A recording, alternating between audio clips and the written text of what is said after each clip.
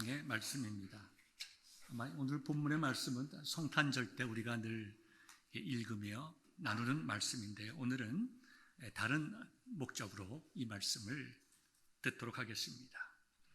마태복음 1장 18절부터 23절의 말씀 여러분들에게 읽어드리도록 하겠습니다. 예수 그리스도의 나심은 이러하니라. 그의 어머니 마리아가 요셉과 약혼하고 동거하기 전에 성령으로 잉태된 것이 나타났더니 그의 남편 요셉은 의로운 사람이라 그를 드러내지 아니하고 가만히 끊고자 하여 이 일을 생각할 때에 주의 사자가 현몽하여 이르되 다윗의 자손 요셉아 내 아내 마리아 데려오기를 무서워하지 말라. 그에게 잉태된 자는 성령으로 된 것이라. 아들을 낳으리니 이름을 예수라 하라. 이는 그가 자기 백성을 그들의 죄에서 구원할 자이심이라 하니라. 이 모든 일이 된 것은 주께서 선지자로 하신 말씀을 이루려 하심이니 이르시되 보라 처녀가 잉태하여 아들을 낳을 것이요 그의 이름은 임마누엘이라 하리라 하셨으니 이를 번역한즉 하나님이 우리와 함께 계시다 함이라. 하나님의 말씀입니다. 오늘은 사도신경 세 번째 시간입니다. 그 다음에 예수 그리스도에 대한 말씀, 신앙 고백에 대한 내용입니다. 짧게 요약한다면 나는 하나님의 아들 우리 주 예수 그리스도를 믿습니다. 이 고백의 의미가 무엇이고 이 고백이 오늘날 살아가는 우리들에게 어떠한 말씀으로 다가오는지 우리가 함께 은혜 가운데에 성령님께서 인도하여 주셔서 저희들의 마음을 활짝 열고 아멘으로 화답하며 나는 하나님의 아들 우리 주 예수 그리스도를 믿습니다 고백하는 귀한 은혜의 시간 될 수 있기를 주님의 이름으로 축원합니다. 여기 이러한 고백 속에는 여러 가지 예수님에 대한 칭호가 나와 있습니다. 유일하신 아들 우리 주 예수 그리스도, 이 외에도 예수님에 대한 호칭이 많이 있지만 오늘 본문을 이해하기 위하여 몇 가지 호칭에 대하여 함께 생각해 보고자 합니다. 제일 먼저 나와 있는 유일하신 아들, 유일하신 아들, 독생자란 말이죠. 이 독생자라고 하는 말은 우리가 하나밖에 없는 아들이라는 의미로서를 이해하기만 하면 본래의 의미를 우리가 찾을 수가 없습니다. 여러분, 외아들이라고 하는 말은 우리 인간에게 널리 사용되는 말입니다. 여기 있는 여러분들 가운데서도 혹시 외아들이 계실 줄 모르겠습니다. 그러나 옛날 버전, 옛날의 사도신경의 내용에도 외아들이란 말이 쓰였고 그 다음에 현재 우리가 쓰고 있는 사도신경을 보면 유일하신 아들이라는 이 말의 의미는 좀 독특한 말입니다. 독생자라고 하는 말은 유일무이한 분이시란 의미죠. 다른 어떠한 것과도 감히 비교할 수 없는 비교의 대상이 되지 않는 아주 독특하고 특별한 분을 가리켜서 여기 독생자 아니면 유일하신 아들, 외아들이라고 표현을 한 것입니다. 여러분이 알다시피 하나님께서는 하나님 자신과 하나님의 뜻을 우리에게 계시해 주셨습니다. 다른 말로 하면 나타내 보여주셨습니다. 그리고 그 기록된 계시, 하나님이 어떤 분이시고 하나님의 뜻이 무엇인지 우리에게 주어진 것을 기록하여 적은 것이 하나님의 말씀 성경입니다. 그래서 우리가 하나님의 어떤 분이신지, 하나님께서 하시는 일이 무엇인지, 또 우리를 향한 그분의 뜻이 무엇인지, 온 우주 만물을 향한 하나님의 뜻이 무엇인지는 우리는 하나님의 말씀을 통하여서만 깨달을 수가 있게 되는 것입니다. 그런데 이 하나님의 말씀을 우리가 다 이해하지도 못하지만 이 하나님의 말씀으로 어떻게 하나님이 어떤 분이신가, 또 그분의 뜻이 무엇인가를 다 기록할 수 있겠어요? 기록할 수가 없습니다. 그래서 우리는 유한하지만 또 하나님께서 우리에게 주신 말씀이 하나님에 대한 모든 것을 기록하지는 아니하였지만 분명하게 하나님께서 그분을 나타내시고 그분의 뜻을 우리에게 보여주실 때에 특별한 목적이 있었는데요, 바로 구원의 길입니다. 저와 여러분들이 어떻게 하나님을 알고 믿으며 죄로부터 자유함을 받아 하나님의 자녀가 될 수 있겠는가, 거기에 대해서 초점을 맞추어 우리에게 주신 계시가 이 성경입니다. 그렇기 때문에 우리가 성경을 읽을 때에 하나님께서 표현하신 모든 것들은 그렇구나, 하나님께서 우리로 하여금 하나님을 잘 이해하고 하나님께 대한 믿음을 고백하고 또 우리를 구원하시는 하나님의 뜻이 무엇인가를 이해할 수 있도록 이와 같은 표현과 내용을 주셨구나, 거기에 대한 분명한 깨달음이 필요합니다. 자, 예수님께서 하나님을 아버지라고 부르셨어요. 천부 아버지. 딱 한 번 하나님이라고 부르셨습니다. 예수님께서 십자가상에 달려서 마지막 말씀을 하실 때 그때에 하나님이라고 부르신 것 외에는 다 아버지라고 부르셨어요. 심지어 아람어로 데디, 아빠라고 이렇게 친근감을 표시했습니다. 십자가상에서는 아버지와 아들의 관계가 아니라 모든 인류의 죄를 지고 가시는 그 대속의 제물로서 하나님을 아버지라고 부르지 못하고 하나님이라고 부를 것밖에 없습니다. 그러면 예수님께서 하나님이라고 아버지라고 부르시고 그 다음에 예수님을 우리가 이해할 때에 성부, 성자, 성령으로 이해하면 과연 우리 인간이 생각하는 아버지와 아들의 관계일까요? 그렇지 않습니다. 아버지와 아들의 관계를 생각해 봅시다. 아들이 어릴 때에는 어떻습니까? 아버지가 모든 것을 챙겨줘야 됩니다. 낳아서 기르고 먹이고 가르쳐줘야 돼요. 보호해줘야 돼요. 능력과 지식과 지혜와 그 힘의 차이는 이루 말할 수가 없습니다. 그러나 시간이 지나가면서 아들이 점점 아버지의 위에 서게 됩니다. 아버지가 나이가 아니면 또 어머니가 나이가 많이 드시면 그때 또 아들이 입히고 또 드실 수 있도록 하시고 때로는 옷을 갈아입혀 주시고 마치 자신이 어릴 때의 부모님으로부터 받았던 그 모든 사랑과 혜택을 이제 주는 경우가 됩니다. 이와 같이 사람이 있어서 아버지와 아들은 동등한 위치에 있지 않습니다. 그러나 성경에서 하나님, 성부, 성자, 성령은 동일한 하나님이시며 모든 면에서 동등한 분이시라고 하는 것이 저와 여러분들의 삼위일체 신앙 고백입니다. 그러나 하나님께서 이렇게 천부, 아들, 또 성령 이와 같이 표현한 것은 우리로 하여금 하나님의 구원하시는 구원의 경륜이 어떤 것인지 우리 인간이 이해할 수 있게끔 어떻게 성부, 성자, 성령 하나님께서 연합하여 우리의 인간을 구원하시는 데 대해서 우리가 쉽게 이해할 수 있도록 아버지와 아들의 표현을 쓴 것뿐이지 성부, 성자, 성령의 개념을 쓴 것뿐이지 모든 면에서 동등하다고 하는 것이 저와 여러분들이 고백하는 삼위일체의 신학의 내용입니다.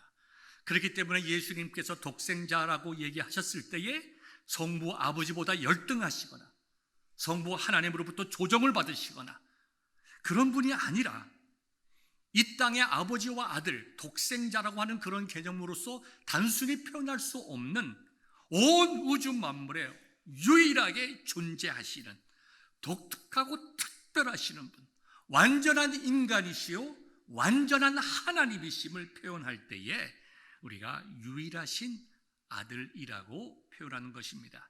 영어 성경에는 그래서 더 정관사를 붙여서 the one 아니면 the one and only라는 표현으로 예수님의 그 하나님의 아들 되시는 것을 표현을 하고 있습니다. 그래서 두 번째로는 그의 유일하신 아들이라고 하는 것은 곧 하나님의 아들이란 말이며 하나님의 아들이란 말은 곧 하나님이라는 말씀입니다. 사람의 아들이 사람이듯이 하나님의 아들 역시 하나님이십니다. 하나님께서 인간의 형태로 나타나셔서 우리 인간이 볼 수 있고 만질 수 있고 대화할 수 있고 함께 거하는 하나님이라는 의미로서 하나님의 아들이라는 의미지, 저의 막내 아들이 윌리엄 원섭인 것처럼 나와 우리 아들의 관계에 하나님은 결코 아닙니다. 유대교 지도자들이 예수님을 빌라도의 총독에게 고소할 때에 이렇게 말했습니다. 요한복음 19장 7절에 나와 있는데요, 유대인들이 대답하되 우리에게 법이 있으니 그 법대로 하면 그가 당연히 죽을 것이라. 그것은 그가 자기를 하나님의 아들이라 함이니라. 유대교 지도자들이 예수님을 이제 고소합니다. 유대인들은 사람을 죽일 수 있는 권한이 없었어요. 로마의 지배하에 있었기 때문에. 그렇기 때문에 예수님을 죽이기 위해서는 로마 당국의 허가가 반드시 필요합니다. 당연히 재판을 거쳐야 되겠죠. 그래서 예수님을 이제 끌고 와서 빌라도의 법정에 서게 된 것입니다. 그러면서 예수님을 고소하는데 뭐라고 얘기하냐면, 우리에게는 우리의 종교적인 법이 있습니다.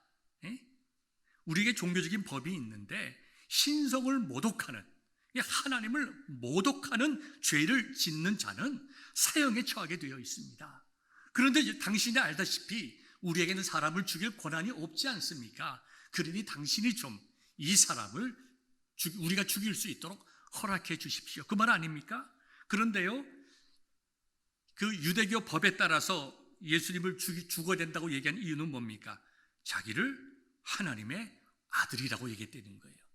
이 하나님의 아들이란 말의 의미를 종교 지도자들은 분명하게 알고 있었습니다.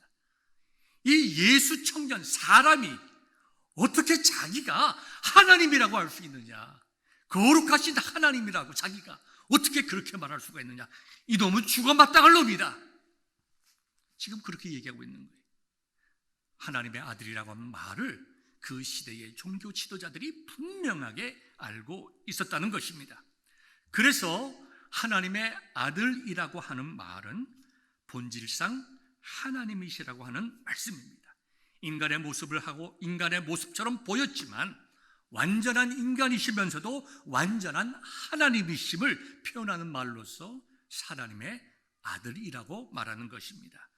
예수님을 표현할 때에 또 다른 표현이 있는데요, 바로 인자입니다. 이건 또 사람의 아들이에요. Son of man이죠. 사실 이 인자라는 말은 교회에서 예수님을 향하여 지칭한 말이 아닙니다. 예수님 당시 그 누구도 예수님을 향하여 인자라고 말하지 않았습니다. 그 인자라는 말 자체는 일반적으로 볼 때 사람이에요. 사람, 한 개인을 지칭하는 거죠. 그러니까 그 당시에 예수님은 존경받는 선생님이셨기 때문에 아주 일반적인 표현임에도 불구하고 자기를 지칭하거나 다른 사람을 지칭할 때 저 사람 봐라 할 때 Son of Man, 저 인자를 봐라, 이렇게 표현할 수 있는 것이지만 존경하는 선생님이었기 때문에 아무도 예수님을 향하여 인자라고 얘기하지 않고 뭐라고 얘기했습니까? 일반적으로 선생님, 랍비여, 이렇게 얘기했던 것입니다. 이 구약 성경에 보면 인자 역시 사람이란 지칭으로 쓰여졌습니다. 아니면 하나님께서 인간인 하나님의 종들, 예언자들을 통하여 그렇게 말씀을 표현을 하셨습니다. 그런데요, 구약에 있어서도 굉장히 독특한 표현으로 인자란 말이 쓰여졌는데 바로 다니엘서에서 쓰여진 말씀입니다. 다니엘서에 나와 있는 인자란 개념이라고 하는 것은 종말 때에 메시아로서 온 땅을 심판하고 하나님의 나라를 회복할 구속주, 메시아, 심판주를 향하여 다니엘을 인자라는 표현을 썼다는 것입니다. 그러므로 예수님께서 인자라 자신을 가리켜서 인자라고 표현했을 때에는 나는 이 땅을 심판하고 이 땅을 구원할 메시아로 왔다는 것을 암시적으로 나타내시는 표현이었다라는 것을 우리가 잘 알 수가 있습니다. 그 다음에 또 다른 예수님에 대한 호칭이 있는데 그것은 주라는 말이죠. 주라는 말은 사람에게나 아니면은 하나님에게나 동등하게 양쪽으로 쓰일 수 있었습니다. 구약에서는 하나님을 향하여 주님 그랬습니다. 우리가 아도나이라고 얘기를 하죠. 우리는 지금 여호와 하나님 이렇게 얘기를 하지만 구약 시대에서 이 하나님의 이름을, 정확한 이름을 아는 사람은 아무도 없습니다. 지금도 마찬가지죠. 지금도 마찬가지입니다. 하나님의 이름을 너무 거룩하기 때문에 사람에게 부르도록 허락되지를 않았습니다. 단 1년에 한 번 대제사장이 모든 이스라엘 민족의 죄를 위하여 하나님 앞에 나가서 제사를 드리는 대속죄일에 하나님의 이름을 불렀어요. 그러니까 대제사장만 아는 거예요. 그리고 그 다음 사람에게 아마도 두려워 떨면서 감히 더러운 입술로 내가 어떻게 하나님의 이름을, 그 거룩하신 분의 이름을 내가 부를 수 있겠느냐 라고 해서 살짝 귀에대고 이야기해 주었을 것입니다. 그렇게 전승되어 오다가 사라졌어요. 아마도 그 이름이 아마도 여호와였을 것이다, 야훼였을 것이다. 우리가 이렇게 지금 추측하는 것밖에 없어요. 지금도 아주 독실한 근본주의자들인 유대인사교 사람들은 영어를 쓰면서도, 이 땅에 미국에 살면서 영어를 쓰면서도 하나님이라고 하는 글을 쓸 때에 우리 어떻게 씁니까? 영어로 God, G-O-D 씁니다. 근데 그분들은 어떻게 쓰냐면 G 쓰고 밑줄 치고 D라고 쓰므로 모음을 빼버렸어요. 그러면 G, D를 어떻게 발음하겠어요? 모음이 없기 때문에 발음할 수가 없습니다. 그러나 보면서 그것이 마음속으로 하나님인 걸 알게 되는 것이죠. 그만큼 하나님의 이름에 대해서 두려워하고 경건한 마음으로 불렀다는 것이 바로 주라는 말이에요. 신약성경에도 나의 주라고 얘기할 때에 일반적으로 이 성경에서 쓰여지는 주라고 하는 것은 메스터란 말이에요. 나의 주인 되십니다. 나의 모든 것 되십니다. 나는 당신의 소유물입니다. 나의 생명과 그 모든 것은 바로 당신의 주관 하에 있습니다. 그러한 고백이 주예요. 예수님께서 제자들에게 물어보았습니다. 세상에서 나를 무엇라고 하더냐? 너희들은 나를 누구라고 하느냐? 라고 물어봤을 때에 여러분이 너무나 잘 아시죠? 베드로가 얘기를 합니다. 주는 그리스도시요 살아계신 하나님의 아들이시니이다. 여러분, 그 말씀을 오늘 지금 나눈 이 설교의 내용을 가지고 분석해 봅시다. 주는 나의 모든 것 되시는 예수님, 내 생명과 나의 모든 것 되시는, 나의 주인 되시는 예수님, 주는 그리스도시요 나를 구원하시는 메시아시요 하나님의 아들. 뭡니까? 하나님이십니다. 그렇게 고백한 거예요. 다시 말씀을 고치면 나의 모든 것 되시는 내 주인, 내 생명과 목숨과 모든 것의 주인 되시는 예수님은 나를 구원하기 위하여 이 땅에 오신 하나님이십니다 라고 고백한 거예요. 그럴 때 예수님께서 뭐라고 칭찬하셨습니까? 요나의 아들 시몬아, 내가 복이 있도다. 이렇게 고백하게 한 것은 하늘에 계신 내 하나님이시다.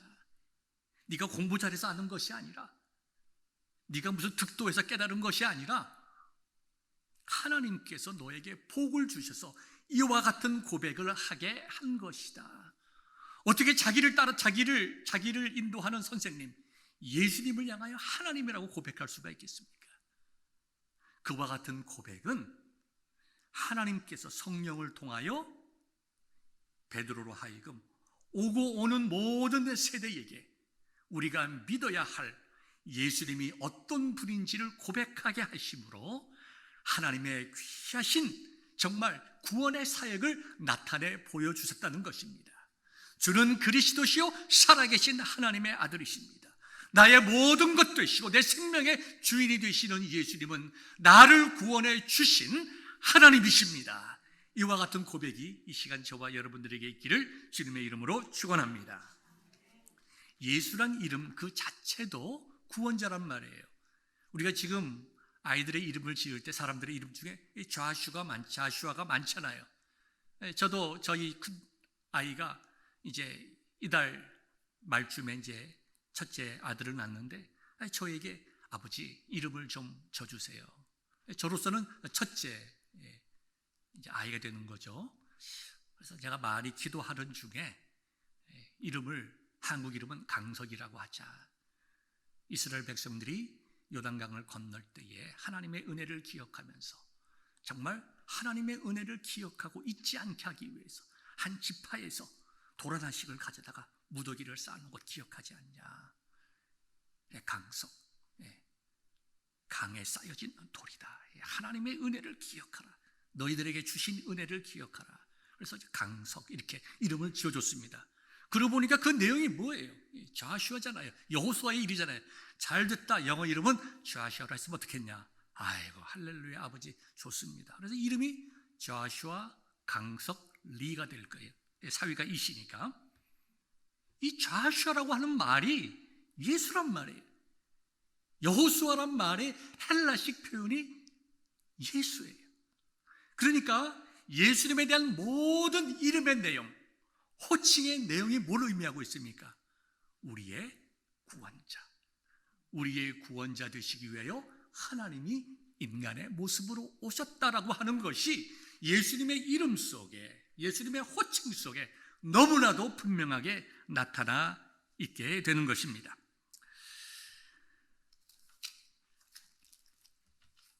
그런데 왜 예수님께서는 자신을 직접적으로 메시아라고 부르지 아니하시고 또 인자라고 부르시고 내가 하나님이다 라고 말씀하지 아니하시고 다 이렇게 자신을 이렇게 가리시는 내용이 많이 있었는가? 세속적인 신학자들은 아주 날카롭게 비판을 하고 있습니다. 인간이 되신 예수라는 책을 지은 바르트 어만이라고 하는 분이 있는데요. 여기 UNC 유니버시티 오브 노스 캐롤라이나의 채플힐의 종교학과 교수입니다. 그는 이렇게 이야기를 해요. 예수는 한 번도 자신이 하나님이라고 고백한 적이 없다. 예수는 한 번도 자신이 하나님 자신이라고 그것을 알아달라고 요구한 적이 없고 이야기한 적도 없다. 예수는 하나님이 아니시고 하나님께서 보내신 메시아다. 후대의 제자들이 예수를 하나님으로 만들었을 뿐이다. 그와 같이 주장을 합니다. 믿지 않는 사람들이 보면 얼마나 좋아하겠어요? 얼마나 열광하겠어요? 그렇지. 만약에 예수님께서 자신이 하나님이시라고 생각하셨다면 하나님이라고 이야기하시고 내가 너희를 구원하러 이 땅에 온 하나님이다. 멋지게 선포하시고 더 많은 사람들이 몰려올 것이고 거기에 반대하는 사람이 있다고 하면 하늘에서 불을 내리시고 그죠? 보리떡 5개와 물고기 2마리를 가지고 5,000명을 모이신 것처럼 말 한마디로 요단강을 정말 넘치게 하시고 갈릴리 호수를 반으로 쫙 쪼개시고 예루살렘에 있던 그 정말 예루살렘 성전을 짓밟는 로마 군인들을 하루아침에 다 몰살시키시고 하셨으면 얼마나 좋았을까.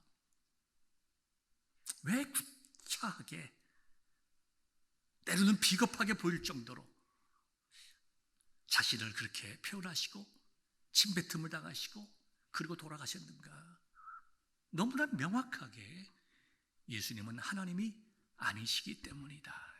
그는 위대한 선생님이시고 위대한 예언자시고 하나님의 보내신 메시아일 뿐이다. 제자들이 그를 하나님으로 만들었을 뿐이다.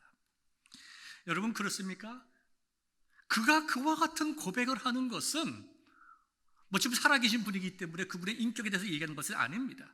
그분은 기독교인이 아니기 때문에 그렇게 말하는 거예요. 여러분 다시 한번 돌아가 봅시다. 베드로를 보죠. 베드로는 어부였습니다. 많은 공부를 한 사람이 아니에요. 이 바르트 얼만처럼 박사학위를 가지고 있는 사람도 아닙니다. 지금으로 말하면 사도 바울 같은 율법사가 아니었다는 얘기죠.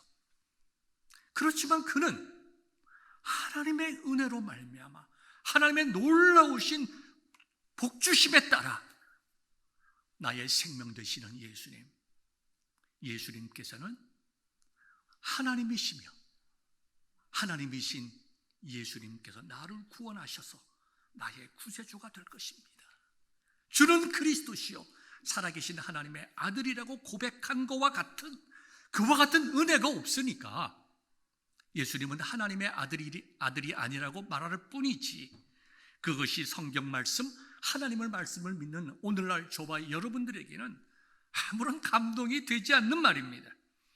요한복음 19장 7절에서도 분명하게 말씀하셨어요. 분명하게 표현이 되어 있습니다.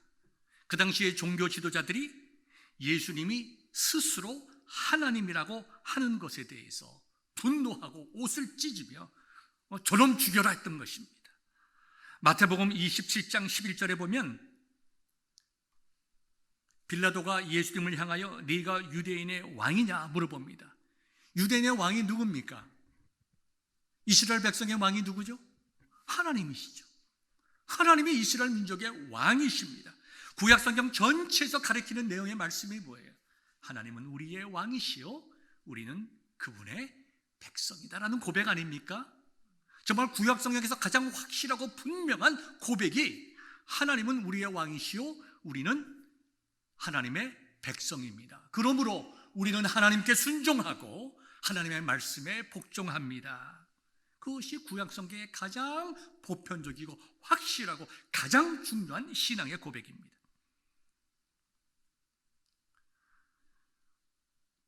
빌라도는 예수님을 향하여 네가 유대인의 왕이냐라고 이야기했을 때에 정치적으로 생각하고 물어봤을지 모르지만 예수님께서 뭐라고 대답하셨죠? 내 말이 옳도다. 내가 유대인의 왕이다. 내가 보기에 나는 한 시골 촌 청년일 볼지 모르지만 나는 이스라엘의 왕이다. 무슨 말이에요? 예수님께서 하나님 되심을 스스로 나타내셨다는 것입니다. 예수님께서는 바르트 얼만의 말과 같이 그의 주장과 같이 한 번도 하나님이라고 하는 주장을 얘기하신 것이 아니라 직접적으로 간접적으로 여러 가지 모습을 통하여 그 호칭을 통하여 예수님 자신이 하나님이심을 분명하게 아시고 하나님이심을 주장했다는 사실을 우리가 꼭 기억할 수 있기를 바랍니다. 그럼에도 불구하고 왜 예수님께서는 자신을 직접적으로 나타나지 아니하셨는가? 이 두 가지 일반적인 우리가 생각을 할 수가 있습니다. 첫 번째, 그 당시에 있었던 메시아관입니다. 군사를 일으켜서 로마로부터 이스라엘을 구원하고 이스라엘 중심의 대제국을 만들 다윗과 같은 모세와 같은 지도자가 그들의 메시아관이었기 때문에 예수님께서는 그들의 요구에 응답하시지 아니하실 방법으로 그와 같이 자신의 하나님 되심과 메시아 되심을 감추신 경우가 너무나 많이 있습니다. 또 그 당시에 메시아라고 하는 그 메시아관은 이 땅의 완성을 위한 메시아죠. 그죠? 그 대신에 인자란 말을 사용하시고 인자란 말을 사용하심으로 이 땅의 나라와 구별된 영적인 하나님의 나라를 말씀하시기 위하여 간접적으로 예수님 자신을 인자라고 표현하시고 또 때에 따라서는 간접적으로 하나님 되심을 선포하셨다는 것입니다. 여러분 오병이어의 그 기적을 보면 많은 사람들이 놀랍고 하나님의 영광을 돌렸지만 어떤 사람들은 예수님을 잡아다가 그 예수님을 이용해서 이스라엘을 회복하고자 그들의 의식주 문제를 회복하고자 했던 것을 우리가 기억하지 않습니까?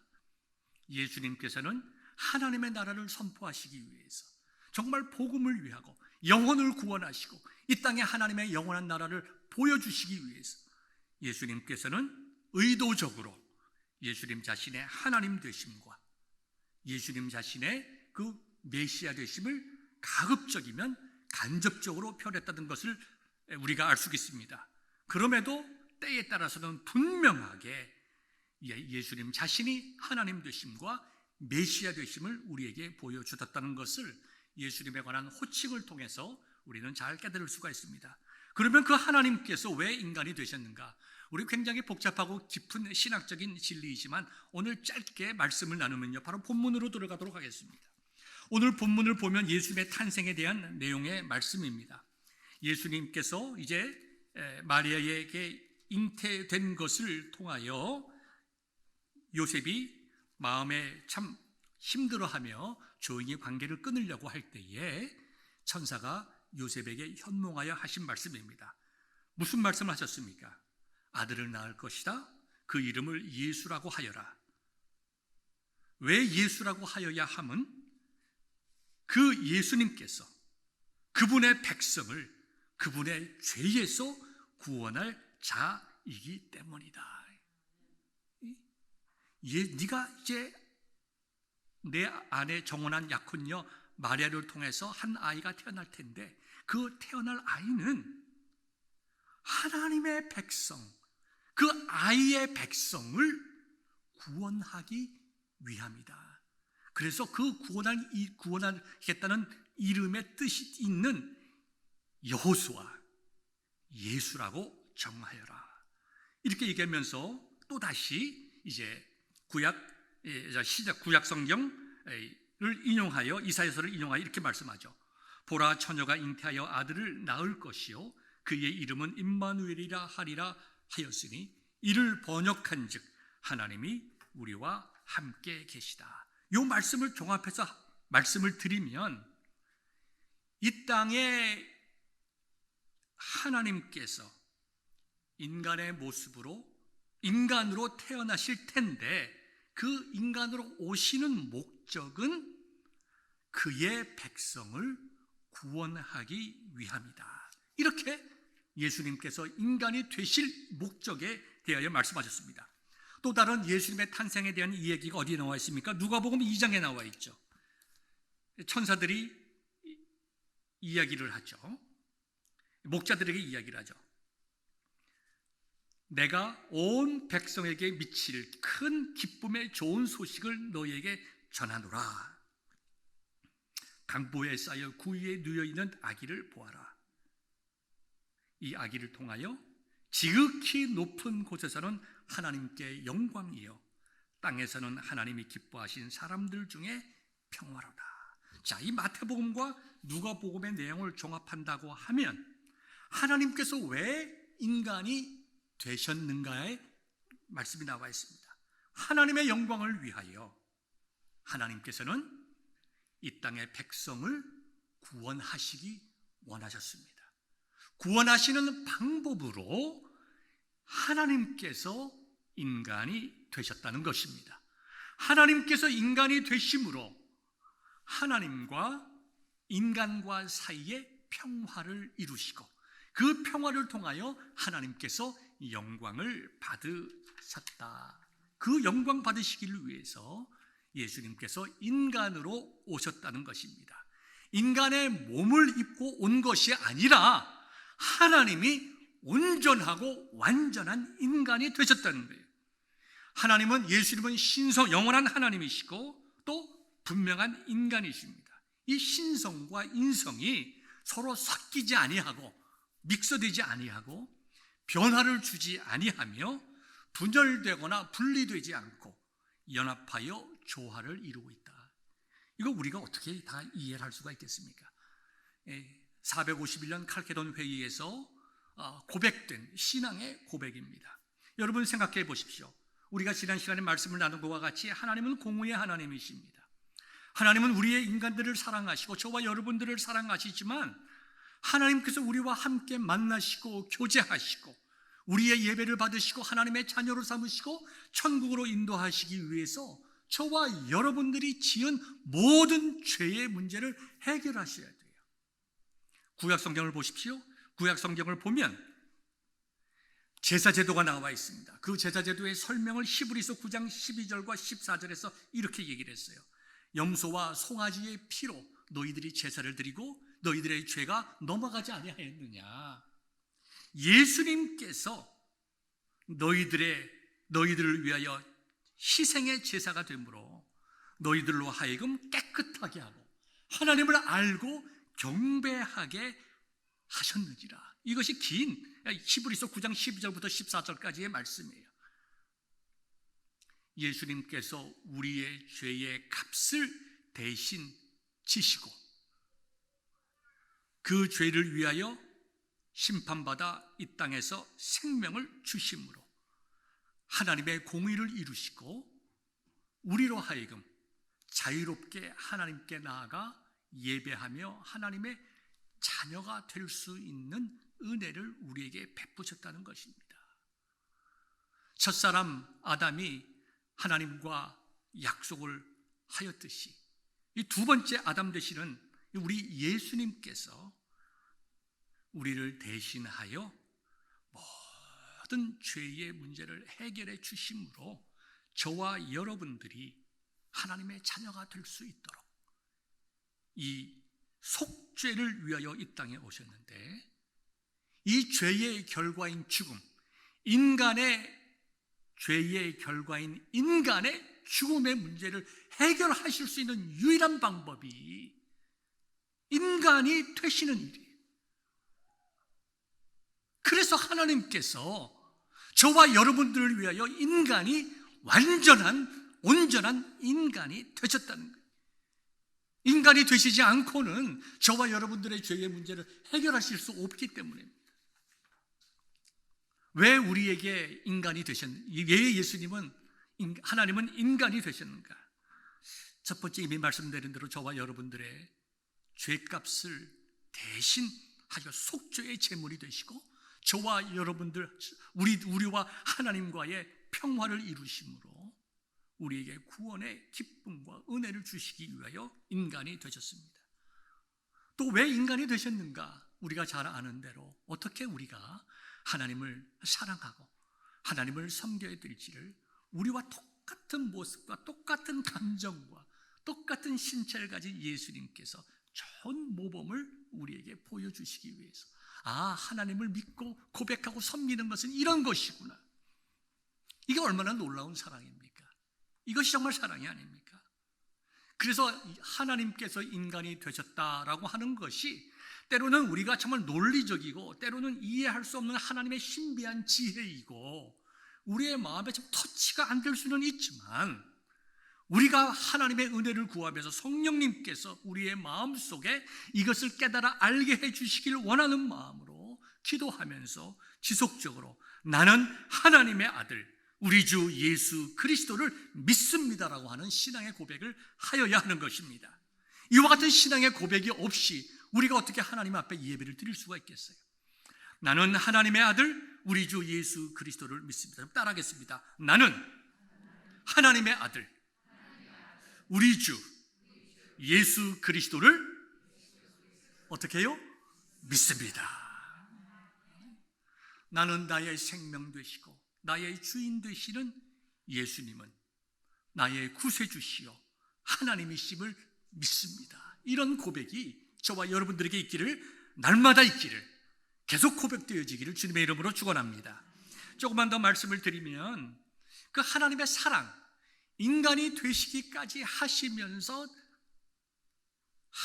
인간이 되시면서까지 나타내신 하나님의 사랑을 우리가 다 어떻게 이해할 수 있겠습니까? 온 우주 만물을 창조하신 하나님께서, 온 우주 만물을 통하여 영광 받으실 하나님께서 그 미천하고 그 추하고 더러운 인간 세계 속에 오셔서 인간과 동일한 삶을 살아가셨다고 하는 것이 어떤 일인가 우리는 정말 이해할 수가 없습니다. 그게 하나님의 사랑이에요. 그게 여러분들, 저뿐만 아니라 여러분들을 한 사람 한 사람 구원하시기 위해 하나님께서 택하신 하나님의 은혜의 방법이에요. 저는 한 2, 3년 안에 우리 교인들을 좀 모시고 갈릴리 갈 수 있는 은혜가 있기를 바라고 계획하고 있습니다. 갈릴리 지방을 이렇게 여행하다 보면 여행 인도자가 사람들을 데리고 산꼭대기로 올라갑니다. 그 산꼭대기에 올라가면 밑으로 갈릴리 호수가 쫙 보입니다. 멀리는 헐몬산에 이게 눈이 보여요, 하얗게. 제가 갔을 때가 8월 때인데 그 꼭대기에서는 바람이 많이 불었습니다. 산꼭대기니까.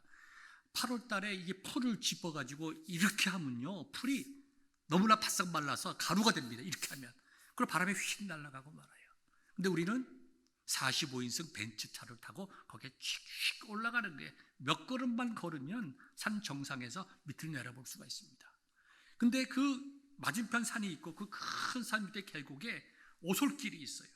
그 오솔길이 어디로 가는 길이냐면 나사렛으로 가는 길입니다.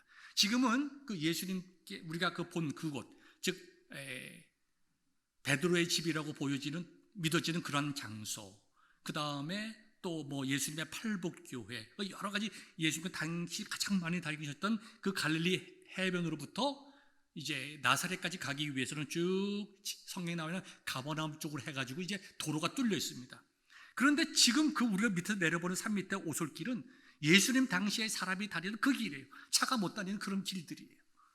근데 그걸 내가 보면서 옛날에 어떤 생각이 들었냐 하면, 야, 예수님께서 저 길을 걸으셨구나. 하나님께서 저 길을 걸어가셨구나. 어머니를 만나기 위해서 그 길을 나사렛을 가신다고 생각을 해보면 그 더운 땡볕에 저 길을 걸으셨구나. 아마 제자들을 데리고 가셨을 때에 아마 제일 먼저 앞장섰던 제자가 있었다면 아마도 제일 젊은 요한이겠죠. 아마 예수님이 이렇게 얘기했을지 몰라요. 요한아, 좀 천천히 가자. 나도 내 나이 때 나도 그만큼 빨리 갔다. 아이고, 뒤에서 베드로가 이 얘기를 합니다. 예수님, 힘드세요? 제가 좀 밀어드리죠. 힘내세요 하면서 예수님을 뒤에서 막 밀어줬을지도 몰라요. 그렇게 그 뜨거운 날에 예수님께서 허걱거리시면서 그 길을 걸어가셨겠구나. 왜? 무엇 때문에? 왜 하나님이 그와 같은 어려운 고통을 당하셨는가? 우리가 예수님의 죽으시는 그 십자가, 예수님의 하나님 되심을 고백하는 건 이건 다 관념적이라고 생각을 한다 하더라도 우리가 정말 예수님을 믿는다고 하면 내가 믿는 예수님이 나를 위하여 하신 일이 무엇인가? 이것이야말로 나를 위한 사랑이요, 나를 위한 은혜 베푸신 것이 아닌가. 저는 그때 그 자리에서 참 예수님의 인간으로 오셨다라고 하는 것에 대한 첫 번째 깨달음, 내 마음속 깊이 와닿는, 예수님이 인간이셨다고 하는 것이 얼마나 감사한 일인가. 이 하나님이 인간이 되셨다, 우리와 동일한 인간이 되셨다라고 하는 것이 얼마나 감사하시고, 하나님께서 인간이 되지 않았다고 하시면 오늘날 내가 어떤 자리에 있을까? 멸망의 자리를 행하여 가고 있을 것 아니에요. 사랑하는 성도 여러분, 예수님은 우리의 모든 것 되십니다. 우리의 주인이요, 우리의 생명 되시고 나의 구세주 되시고 나의 하나님 되십니다. 이것을 믿고 그 은혜 감사하며 찬송하며 살아가는 저와 여러분 되시기를 우리 주님의 이름으로 축원합니다.